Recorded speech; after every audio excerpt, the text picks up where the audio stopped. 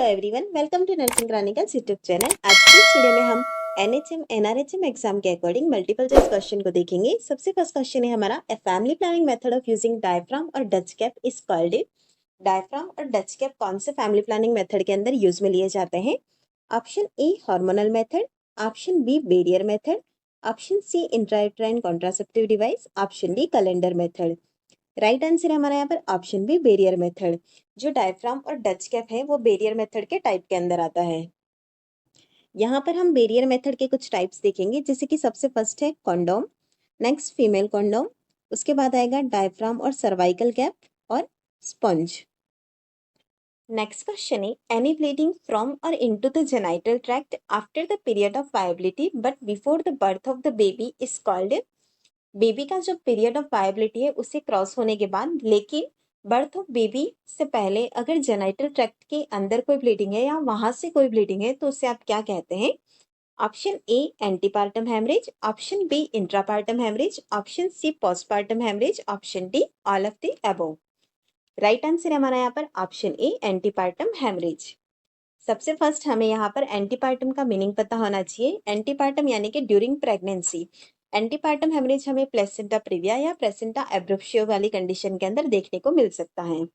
इसके अलावा intrapartum haemorrhage, intrapartum यानी कि ड्यूरिंग लेबर एंड डिलीवरी। यहाँ पर इसका जो रीजन होता है हेमरेज का वो रप्चर ऑफ यूट्रस की वजह से ज्यादा ब्लीडिंग देखने को मिल सकती है। Postpartum haemorrhage, postpartum haemorrhage after delivery atony of the uterus की कंडीशन के अंदर होता है। नेक्स्ट क्वेश्चन है, the clinical feature of the first stage of labour include all except. एक को छोड़कर सारे ही फीचर्स यहाँ पर फर्स्ट स्टेज ऑफ लेबर के हैं। Option A effacement of cervix, option B contractions every 3 to 5 minute, option C descent of presenting part, option D sudden gush of vaginal bleeding. Right answer है हमारा यहाँ पर option D sudden gush of vaginal bleeding. Effacement of cervix, contractions और presenting part का descent होना, यह तीनों ही फर्स्ट स्टेज ऑफ लेबर के अंदर आते हैं, जिसे कि हम सर्वाइकल स्टेज भी कहते हैं। लेकिन जो sudden gush of vaginal bleeding है वो प्लेसेंटा सेपरेशन का साइन है, जो कि फर्स्ट स्टेज के अंदर हमें देखने को नहीं मिलता है। जो लेबर का फर्स्ट स्टेज होता है वो स्टार्ट होता है ट्रू लेबर पेन से और खत्म होता है या फुल डायलेटेशन ऑफ सर्विक्स से।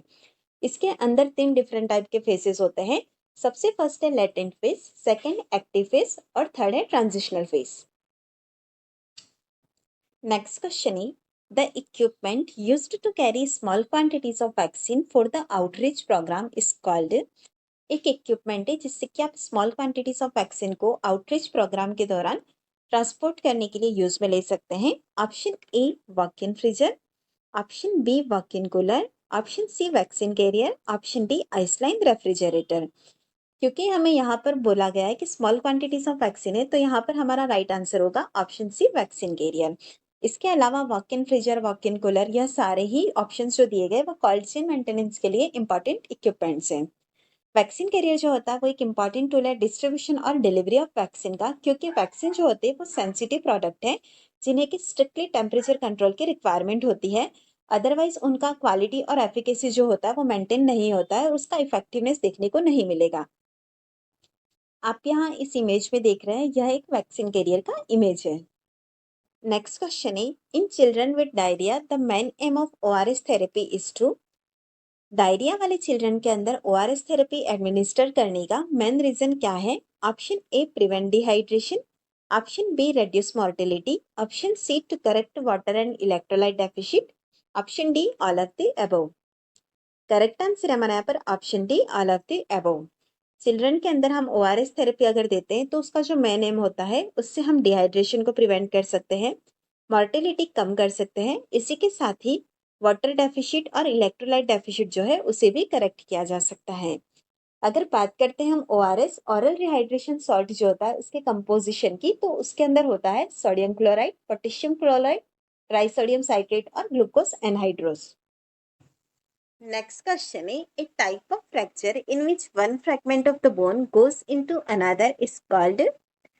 एक बोन का कोई फ्रेगमेंट है वो जो दूसरे के अंदर चला जाता है, ऐसा कौन से फ्रैक्चर के अंदर देखने को मिलता है? Option A spiral fracture, option B oblique fracture, option C transverse fracture, option D impacted fracture. Right answer हमारा यहाँ पर option D impacted fracture. Impacted fracture क्या होता है यह ऑलरेडी हम क्वेश्चन में देख चुके हैं। अब हम बात करेंगे कि ट्रांसवर्स फ्रैक्चर क्या है। ट्रांसवर्स फ्रैक्चर के अंदर कुछ इस तरह का फ्रैक्चर आपको देखने को मिलता है। यहाँ पर जो फ्रैक्चर लाइन है वो परपेंडिकुलर होता है long axis of the bone के। नेक्स्ट है हमारा ऑब्लिक्यू फ्रैक्चर। ऑब्लिक्यू फ्रैक्चर के अंदर जो फ्रैक्चर लाइन है वो ऑब्लिक्यू एंगल के अंदर होती है बोन के, तो उसे ऑब्लिक फ्रैक्चर कहते हैं। नेक्स्ट है स्पाइरल फ्रैक्चर। स्पाइरल फ्रैक्चर जो होता है bone cracks in a spiral pattern, जिसे कि हम टॉर्शन फ्रैक्चर भी कहते हैं।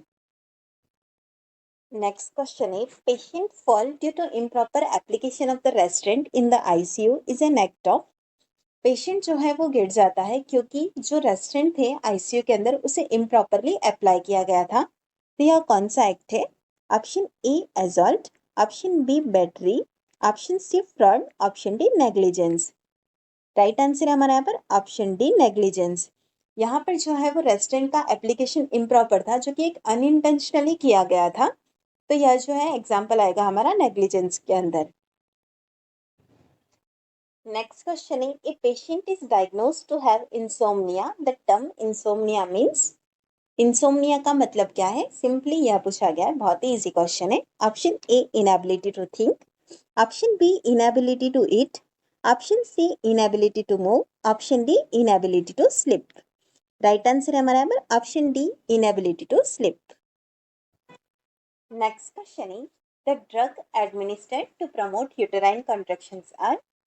कौन सी ऐसी ड्रग है जिसे कि यूटेराइन कॉन्ट्रैक्शंस को प्रमोट करने के लिए एडमिनिस्टर किया जाता है?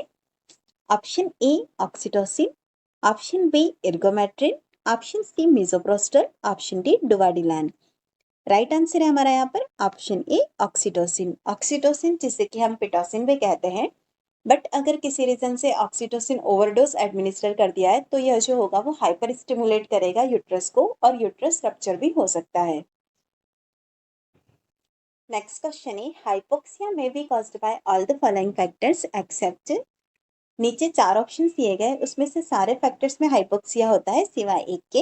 हाइपोक्सिया का मीनिंग है lack of oxygen in the tissues.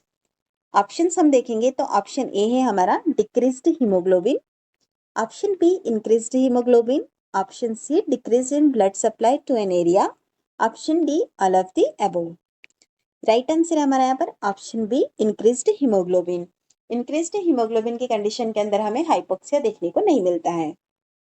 Next question है the movement of the hand towards the mid line of the body is called. Hands का जो मूवमेंट है जो कि towards the mid line of the body है तो उसे हम क्या कहते हैं? Option A abduction, option B adduction, option C inversion, option D eversion. Right answer है हमारा यहाँ पर ऑप्शन बी एडक्शन। हमेशा एग्जाम में हमें एबडक्शन और एडक्शन के बीच में कंफ्यूजन हो जाता है। आप इस इमेज में देख सकते हैं जो मूवमेंट से हैंड्स का जो मूवमेंट है टुवर्ड्स द मिड लाइन आ रहा है तो वो चीज़ है हमारी adduction, but away from the mid line जा रहा है तो वो होगा एबडक्शन। नेक्स्ट क्वेश्चन है a type of presentation in which the fetal buttocks present at the pelvic inlet and the denominator is sacrum is called.